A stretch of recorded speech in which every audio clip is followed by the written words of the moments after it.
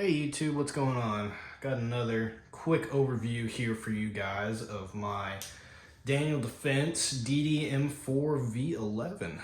So we'll get into it kind of the same way we did with the AK video here. We'll talk about what it came with from the factory and get into some upgrades that I've done. So standard, this gun would come with a just a standard flash hider down there on the end. This is a 16-inch, one of Daniel's Cold Hammer forged in-house barrels on it. All the internals and stuff is all a Daniel Defense bolt carrier. This was made back when Daniel did not do their grip and rip charging handles. So we've got a Radiant Raptor there on top. Daniel's furniture. Some people kind of hark on their stocks and grips with that rubberized texturing. I personally like it. It's worked out well for me. Yeah, that's really about as much as the gun came with. If any of y'all have ever had a Daniel before, you know you don't get a whole lot out of the box, but you do get a great firearm base to build off. So from there, it came with this chemo rail on here, which I know it's kind of outdated, but I like it. It's worked for me. I don't run any sort of IR or night vision laser aiming devices that I'm needing to hold zero, so the rail works out fine for me. Some upgrades that I've done: threw a Surefire War Comp on there just to be able to attach suppressors. We've got one of the chemo adapters for a tripod or bipod attachment here. This is Daniel Defense's as well. We've got another Surefire Scout Light, basically the exact same 1000 lumen variant that I had on the AK video. I am running an angled foregrip on here, which I just like the way that feels. This rail is skinny enough that even my small hands can wrap around there with ease. And then on top, we've just got one of these Picatinny grip inserts that just kind of clamps onto the top there, just so you've got a little bit better texturing than just Picatinny going on there. Moving back on the gun, I'm running for optics a Trijicon Credo 1-4x24 variant. I kind of wish I would have waited a little bit more and gotten the 1-6 or 1-8 variants, but for what I do and the ability that I have to shoot, this kind of covers my bases. Held on here by one of the Unity LPVO mounts. Big fan of Unity stuff. Couldn't tell in the last AK video, I've run their riser with an EOTech on there. I think it's a great height for the optic. Again, keeping that head and neck posture very vertical and aligned, so that way you're not having to scrunch down on the gun. Then following back from there, like I said earlier, we've got the grip and rip Radiant charging handle, as well as I threw in one of the Geisley Super 3-gun match triggers. I love the flat face trigger on here, and it feels great.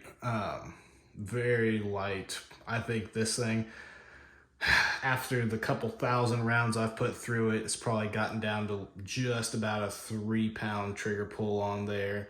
Really, really great trigger, especially if you're going to try to do some kind of precision shooting. Great reset on there as well. Get it kind of set down here. As well as internally, I threw in one of the Geisley H3 buffers with their braided wire spring to really kind of help reduce the felt recoil of the gun suppress, which being 5.56, it's not that much, but when you throw in a H3 buffer and a little bit stiffer spring, it just makes it that much softer to shoot.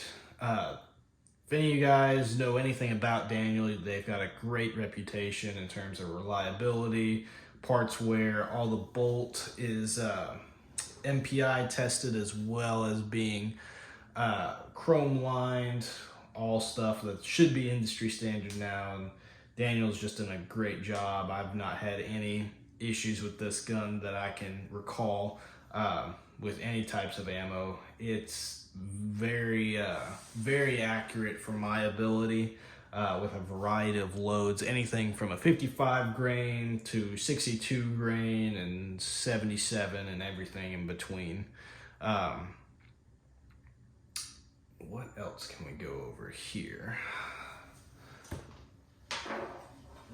So also sling, same as the AK video, except this one is all QD mounts on here.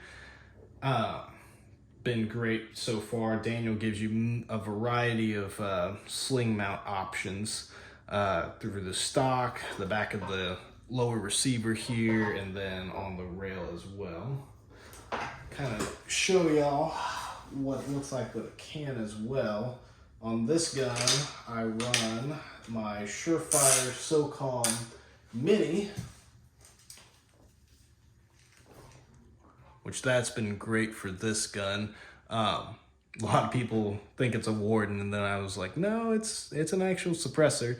And even with how small it is on these longer 14.5, 16, 18-inch guns is where this suppressor really shines. In terms of noise cancellation, you're not going to get a hearing safe 5.56. That bullet's still breaking the sound barrier, just makes it more tolerable.